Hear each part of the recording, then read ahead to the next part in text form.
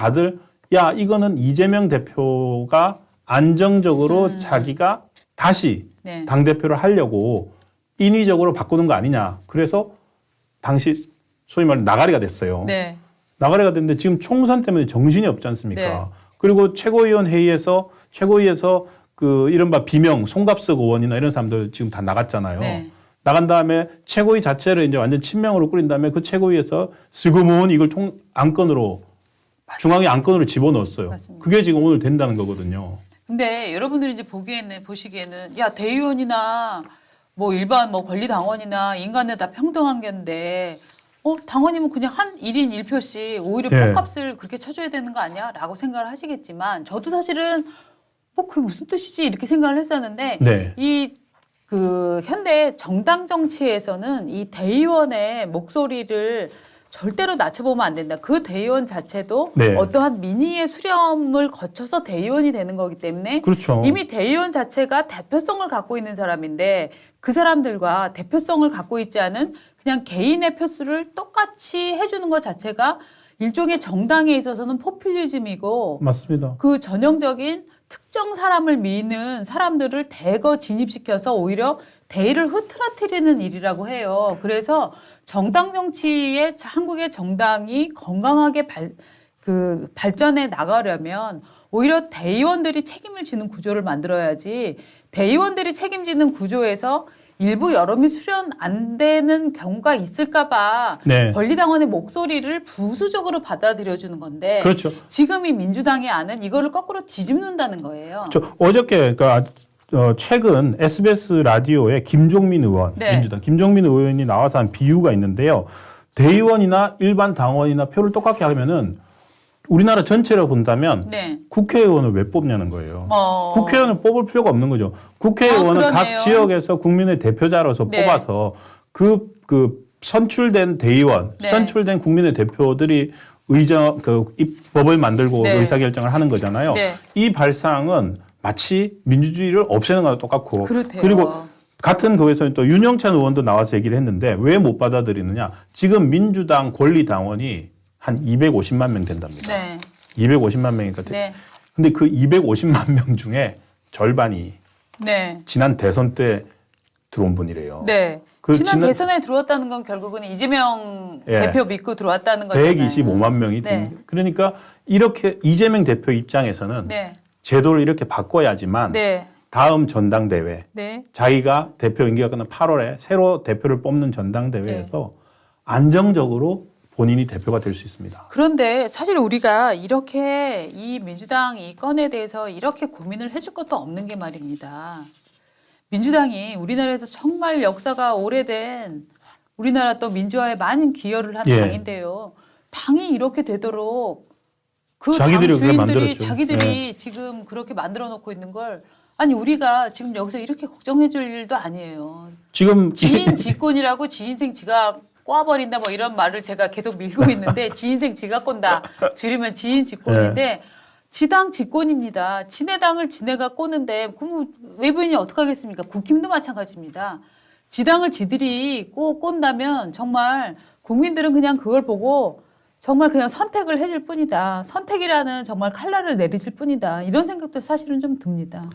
근데 네. 사실은 우리의 대의제 정치, 정당 정치에 제대로 네. 돌아가려면 네. 어떤 양 정당의 파트너 정당이 제대로 된 어떤 맞아요. 그건 돼야 되잖아요. 사실 근데 이런 생각 들다가도 또 반성하죠. 그러니까 너무 비합리적으로 그냥 소위 말해서 그 이상민 의원이 탈당한 사유가 그거지 않습니까? 네. 민주당이 개딸당이 돼버렸다. 맞습니다. 더 이상 고쳐서 쓸 수도 없을 정도다. 근데 이제 이 고쳐서 쓸 수 없다라는 진단을 예. 지금 이상민 의원만 하고 있는 건 아닌 것 같고 확실히 네. 이 그 문재인 정부에서 총리를 지냈던 세 사람 네. 정세균 그다음에 김부겸 이낙연. 그다음에 이낙연 이 세 분이 만났죠. 이 세 사람이 셋이 만난 적은 아직 없어요. 그렇죠. 둘둘씩 만났는데, 그러니까 이낙연, 정세균, 예. 이낙연, 김부겸, 뭐 정세균, 김부겸 이렇게 만나갖고 마치 시민단체 알까기 하듯이 이렇게 회차만 늘려갖고 셋이 아직 만난 적은 없는데 셋이 왜 안 만났느냐? 사실 셋이 만나면 네. 상징성이 굉장히 크잖아요. 그렇죠. 그렇기 때문에 일부러 안 만나고 있는 것 같은데. 곧 만난다는 얘기들이 지금 솔솔 나오고 있거든요. 예, 이건 무슨 뜻이냐면 이건 무슨 뜻이냐면 민주당을 이재명이 이렇게 말아먹는 걸 이제는 묵과하지 이상? 않겠다 네. 하는 사실 선언으로 들릴 수가 있는 상황인 것 같아요. 그러니까 어저께 그 이낙연 총리가 네. 이낙연 전 총리죠. 네. 이낙연 전 총리가 그 서울 노원구 네. 이분도 또 노원구로 가셨네. 노원구 삼육대학교에서 네. 청년 정치 리더와 현대 사회의 미래 바라보기라는 네. 주제로 이제 특강을 하셨나 봅니다. 네. 특강을 하고 나오다가 네. 기자들이 뭐 여러 가지를 물었습니다. 네. 뭐 이준석 만날 거냐 뭐 이런 것도 물어보고 이재명, 이준석 뭐 어떻게 만나겠냐 이렇게 했는데 가장 또 중심적으로 물은 것 중에 하나가 전직 총리들과의 만남은 있을 수 있다. 네. 하면서 그분들도 제가 이낙연 총리 성대모사가 안 돼가지고 그분들도 지도자이시고 당연히 여러 가지 생각이 있으실 것이다. 연합이다 뭐다 이름 붙이는 게 적절한지 모르겠지만 그러나 개별적으로 만나서 고민을 나누고 앞으로 어떻게 해야 될지 함께 걱정하는 시간을 가졌으면 한다라고 계속 만나겠다라는 의견을 하셨어요. 맞아요. 이게 참 의미심장한 얘기인 것 같아요. 네. 네? 계속 만나겠다. 근데 이분이 어저께 그렇게 그분들 만나겠다고 하면서 네. 안 만나겠다고 한 사람들이 있어요. 네. 이제부터 이제 굉장히 재밌는 얘기인데, 자, 이준석 씨가 이준석 씨가 6일 날 네. CBS 라디오 김현정 뉴스쇼에 나갔습니다. 그래서 뭐라고 얘기했냐면 이낙연 전 대표의 경우에는 보수 쪽에서 보기에도 온건한 민주당 쪽 인사다. 네. 이낙연 총리, 김부겸 총리 이런 분들을 싫어할 이유도 없고 긍정적인 부분을 보는 측면이 있다. 그래서 이런 사람들이 총리라는 자리의 특성상 정부의 2인자 역할을 했기 때문에 그 정부의 잘못된 점을 계승한 경우가 있다. 네. 문 전 대통령이 잘한 부분도 있지만 결국 5년 만에 정권을 내주게 된 건 부동산 정책이라든지 여러 가지 정책에 있어 신뢰를 못 받은 부분도 있는데 그런 게 만약에 이 전 대표가 생각이 좀 다르다면 들어보고 싶다라고 얘기를 했는데 만나자는 얘기네요. 만나서 이준석. 네, 근데 1번 예. 저는 이준석 씨가 보고 있는 문재인 정부에 대한 평가 자체에 동의하지 않습니다. 네. 지금 이준석 씨의 워딩을 보면 문재인이 잘한 부분도 있지만 잘못한 거는 부동산 정책이나 몇 가지 정책 신뢰받지 못하는 부분이 있다 이렇게 보고 있는데 이거는요 이 워딩은 네. 이 워딩 누구의 워딩? 이 워딩은 이번 총선에 나오는 민주당 인사의 워딩이에요. 그렇죠. 예. 딱 민주당 인사들이 문재인 정권 어떻게 생각하세요? 네, 전체적으로는 저는 지지를 하지만 부동산이나 이런 정책에 있어서는 좀 시장 여건이라든가 이런 것 때문에 잘못된 부분이 좀 있는 것 같아요. 이게 딱 민주당 인사가 하는 말이지 이게 지금 국민의힘 당대표를 지냈다는 사람이 지금 문재인 정권을 평가하는 방식이냐? 저는 이거에 전혀 동의하지 않습니다. 그리고 문재인 정권의 잘못은 뭐냐면은 그릇된 평화관으로 남북관계를 오히려 더 위태롭게 했고 그릇된 환경관으로 한국 경제를 엉망진창으로 만들었고 그릇된 퍼주기로 한국의 재정 상태를 진짜 파탄 직전까지 이르게 만들었다. 정말 우리나라를 파탄 직전까지 이르렀다는 게 저는 문재인 정부에 대한 평가인데요. 네. 이거를 지금 그 국민의힘의 당대표를 지냈다는 사람이 문재인 정부를 평가하는 방안. 전 이 부분에 대해서 정말 이준석은 보수당의 당대표 자격이 없다라고 생각을 합니다. 그러니까 지금 이 평가법 이낙연 총리뿐만이 아니라 김부겸 총리, 예? 그러니까 뭐라면은 온건한 민주당 인사들, 이낙연 총리, 김부겸 총리 이런 분들은 제가 싫어할 이유도 없고요. 긍정적으로 보는 측면도 있다.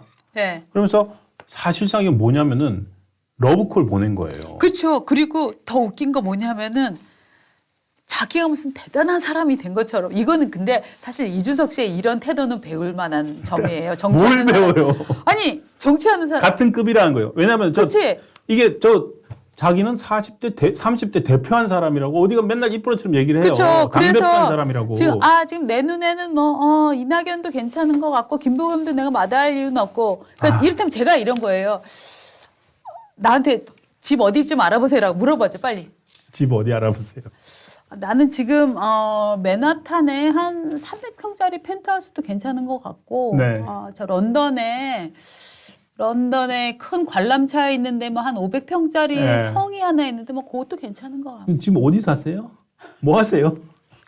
그런 거 생각은 할 수 있죠. 지금 이화법이에요. 네. 그러니까 지금 이화법. 어제 그 네. 이낙연 전 총리가 아마도 되게 어이가 없었던 것 같아요. 네. 그러니까 기자들이 나올 때 이준석이 먼저 이렇게 던진 거예요. 네. 던진 거죠. 네. 이낙연 총리에 대해서. 네. 그러니까 기자들이 저기 이준석 전 뭐 국민의힘 대표가 이 총리 총님하고 서로 이제 소통을 할 수 있다고 했는데 나한테 물어봐줘 빨리. 네. 내 성대모사. 이준석 대표도 뭐 이제 이준석 대표가 뭐 소통할 수 있다고 뭐 만나지 않을 이유가 없다 이렇게 말을 했는데 어떻게 이준석 대표도 대화하실 생각이 있으십니까? 거기까지는 제가 생각을 하고 있지 않습니다. 아 그러시군요. 그러면은 지금 이낙연 대표가 절 안 만나겠다고 한 사람이 또 한 명 더 있어요. 이재명 대표와도 회동할 의사가 있으신가요? 지금 이재명 대표는 지금 뭐 그 탈당 그 서명 이런 것들도 지웠거든요. 지우고 이렇게 화합의 메시지를 냈는데 이재명 대표하고도 만날 생각은 혹시? 이 어떻게 하면 총선을 잘 치를까 하는 이런 문제는 당과 그 후보자들이 결정할 문제입니다. 아 그렇군요. 네. 그러니까 이렇게 나는 만날 생각 없어. 네. 그러니까 제가 봤을 때는 이준석 대표 최근에 이제 12월 27일로 네. 신당을 만들겠다라고 D-Day를 정했습니다. 네. 정했고 어떻게든지 이제 그때까지 가야 되니까 네. 그 과정에서 지금 이제 국힘 내에서 생각보다 동조가 없는 것 같아요. 그러니까 그래서 지금 이제 본인은 하루에 저 27일까지 27일을 100%라고 보면 하루에 네. 매일 퍼센테이지가 올라가고 있다라고 얘기를 했잖아요. 네. 그러니까 째깍째깍 창당 시계가 돌아가고 있으니까 빨리 나를 좀 어떻게 해라라고 지금 사인을 보내는 느낌이에요. 그런데 네. 그러기에는 지금 제가 봤을 때는 어제 라디오 발언이라는 게 약간 모양이 빠집니다. 네. 이낙연도 만날 수 있습니다. 네. 김부겸도 만났는데 이낙연 총리만 거기까지는 생각 안 해봤습니다. 거기까지는 생각을 하고 있지 않습니다. 그러니까요. 네. 그러니까 이게 참 모양이 네. 빠진 것 같습니다. 네. 그리고 오히려 이제 이 전 총리, 이낙연 총리만 상당히 이제 옛날과 다르게 좀 독해졌다는 이런 느낌도 그렇죠. 들고. 그렇죠. 그리고 아니 이준석이 나를 그래? 야 됐다 그래라는 그렇죠. 됐다 그래라고 하는 마음일 텐데 그 말을 그렇게까지는 하지 않고 거기까지는 아직 생각을 하고 있지 않습니다. 정도로 마무리를 네. 한 거고 또 사실은 지금 민주당의 대표인데 네. 뭐 당대표께서 뭐 총선을 앞두고 뭐 여러 협조가 필요하다고 하면은 저야 언제든지 도와드려야죠. 라고 얘기하지 않고 어떻게 해야 총선을 잘 치를까 하는 네. 것은 당과 후보자들이 결정할 그럴 일이죠. 예. 라고 얘기를 한 겁니다. 지금 여러 사람이 지금 얘기를 하면서 이낙연 네. 총리, 전 총리는, 전 대표는 몸값은 올라가고 있습니다. 임종석 전 청와대 비서실장도 네. 얘기를 했어요. 언연중에 만나라고 하면서 뭐라고 했냐면 네. 이재명 대표 없이 총선을 상상할 수 없지만 이게 중요합니다. 이재명 대표만으로는 결코 총선에서 이길 수 없는 지금 위중한 상황이다. 네. 그거를 이낙연 총리가 좀 무겁게 받아들여주기 바란다. 네. 하고 이제 주위에서 자꾸 만나라고 하고 있으니까 네. 그 좀 몸값은 올라가고 네. 있는 것 같습니다. 자, 여러분 좋아요 한번 눌러주시면은 대단히 감사하겠습니다. 쿠웨이트 박님 또 이분도 또 뻥 잘 치시네. 쿠웨이트 박이 누구예요? 쿠웨이트 박님이 우리 애청자신데 예. 나는 비버리 힐스에서 주택 알아봐야지. 저는 여러분 지금 맨하탄가 아까 어디라 그랬지? 런던이었죠. 런던 아이가 보이는 네. 500평짜리. 네. 저는 뭐 하여튼 뭐 맨하탄에 한 300평 또 그 사이 100평 올라갔네. 맨하탄에 한 300평 정도 하고요. 런던에 한 500평 정도 고성 같은 거 있는지 좀 알아보려고 하고 있습니다. 그렇게 이제 비유를 했는데 어쨌든 좀 뭐 국민의힘 사정도 지금 뭐 빨리 아니 근데 진짜 예사롭지 저는 않고 민주당도 지금 네. 뭐 난리는 난 것 네. 같습니다. 저는 근데 좀 이 정치인들을 보면서 그런 생각이 좀 네. 들어요. 그러니까 이렇게 살면서 막 우리가 좀 네. 야, 좀 잘난 척하지 말고 특히 여러분들을 만날 때는 좀 겸손한 모습을 보여라. 네가 이룬 거를 너무 자랑하지 말고 네가 부족한 부분을 뭐 먼저 생각해라. 뭐 이런 것들이 도덕률이라고 생각했는데 정치하는 사람들 보면 지금 솔직히 말해서 지금 이준석 씨가 네. 이낙연도 괜찮고 뭐 이렇게 얘기하는 거는 자기 급을 확 올려버리는 이 화법이잖아요. 그렇죠. 참. 근데 네, 기자의 화법과 정치인의 화법은 정말 많이 다른 것 같아요. 송영길 전 대표에 네. 대해서는 선을 그었어요. 네. 그 송영길 전 대표가 저기 반윤연대 하자면서 네. 계속 이준석과도 할 수 있다라고 한 두어 번 얘기를 했는데 네. 했고 저희도 소개를 했는데 송영길 대표하고는 안 한다. 근데 사실 선을 그었어요. 그 전에 따로 만났었다는 거 아니에요. 따로 만났다고 얘기를 했어요. 따로 만났다고 얘기를 한 거고요. 이준석 저 송영길 씨가 예. 이준석을 만났었는데라고 얘기를 저 방송에서 하는 걸 제가 들었었거든요. 방송에 인용되는 걸. 그거를 보면은 기본적으로 지금 국민의힘에 몸담고 있으면서 어떻게 보면은 대통령을 늘 탄핵하겠다는 대통령 탄핵이 목표인 사람들을 예. 이렇게 만나고 뭐 그러면서 창당 준비를 한다라고 하는 게 제가 지금 우리 회사에 몸담고 있으면서 네. 어디 중앙일보나 동아일보에 원서 내고 다니는 거랑 비슷한 걸 아닌가. 사실 그렇지 않아요? 저 약간 그런 느낌 드는데요. 모르겠습니다. 네, 당적을 갖고 있으면서 네. 아니 그 정부 여당에 대통령을 탄핵하겠다고 벼르는 사람들 그런 사람들이랑 자꾸 만나서 창당을 모색한다 혹은 정치적인 협의를 한다라고 하는 이게 뭐 정치적 협의였는지 뭐 의례적 식사였는지 뭐 모를 일입니다만 그랬다고 한다면 당원으로서의 도덕성, 또 해당 전 행위? 대표로서의 네. 도덕성, 윤리성 이런 부분에 대해서는 충분히 당원들이 의문을 표할 수 있는 상황인 것 같아요. 알겠습니다. 뭐 이합 집산이 이루어지고 있는 시기니까요. 네. 그렇습니다. 그리고 또 뭘 그렇습니다.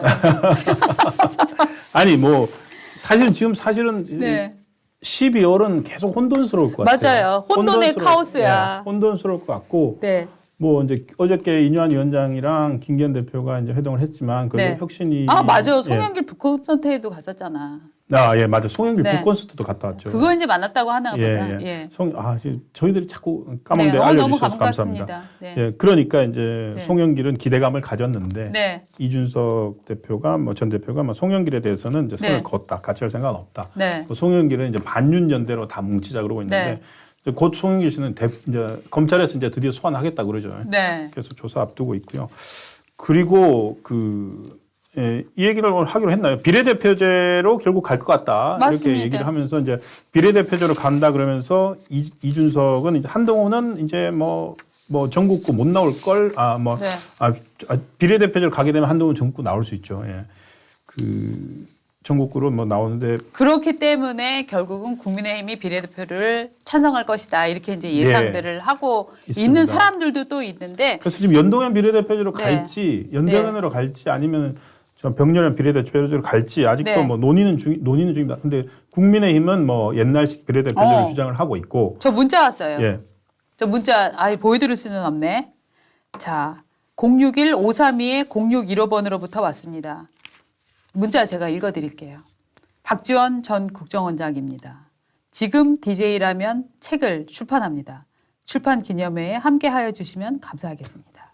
12월 16일 토요일 오후 2시 장소 해남읍 해남문화예술회관. 제가 이런 문자를 정말 하루에도 몇 개씩 받습니다. 네. 이분은 뭐 해남에서 뭐 거의 여론조사하면 어마어마하게 높게 나오는데 네. 뭐 굳이 출판 기념회 안 해도 될 텐데. 근데 출판 기념회를 하는 거는 매우 중요하지요. 네. 왜 중요할까요? 최근에 여론조사 거기서 어떠한 발언 돈을 그러니까 뭡니까 돈을 네. 속칭 말로 돈을 그냥 네. 흔적 없이 땡길 수가 있는 거죠. 네. 그래서 후원금이 과거에 막 모이는 거죠. 과거에 그 카드 결제기까지 갖다 놓고 네. 출판 기념회 열었던 사람 노영민 씨였나요? 노영민 전 비서실장이 있었죠. 네, 네. 그래서 지금 이게 신고를 안 해도 되거든요. 출판 기념회 책값으로 받은 돈은 네. 정치자금으로 후원금으로 신고를 안 해도 되니까 네, 그렇기 집계가 안 되기 때문에 때문에 지금 이걸 하고 있는데 이걸 왜 할까요? 결국은 올드보이들이 지금 귀환한다. 이것 때문에 지금 맞습니다. 각 당에서들 난리가 나는데 특히 민주당이 아주 강하게 부담을 갖고 있습니다. 왜냐하면 박지원 네. 전 장관, 정동영 전 대표, 천정배. 천정배 전 법무장관. 네. 거기 또 있어요. 여기에 또 이석현 전 국회 부의장, 네. 신계륜, 이종걸, 전병헌 전부 다 이제 출마하겠다고 준비 중이라고 합니다. 그러니까 이재명 대표로서는 네. 참 머리가 깨지죠. 어떻게 본다면은 올드보이들이라고 할 수도 있지만 동시에 또 이낙연급의 민주당 본류들이잖아요. 네, 네. 그 사람들이 이제 나도 할래 이렇게 네. 하면은 자 지금과 같은 연동형 비례대표제를 만들어 두면은 네. 민주당의 지분들이 안 받아들여지면 무소속을 하지도 않고 자기들끼리 당을 만들어 볼 수도 있는 거고. 네, 네. 어쨌든 그러니까 이 사람들이 올 싹을 없애버려야 된다. 네. 그래서 사실은 이재명 대표 쪽도 네. 결국에는 국힘이 바라고 있는 뭐 비례대표로 가지 않겠냐. 네, 네. 뭐 이런 얘기들 나오고 있는데 거기에 대해서는 이제 김부겸 전 총리나 네. 그리고 뭐 이런 분들이 많이 반대를 하고 네. 있죠. 뭐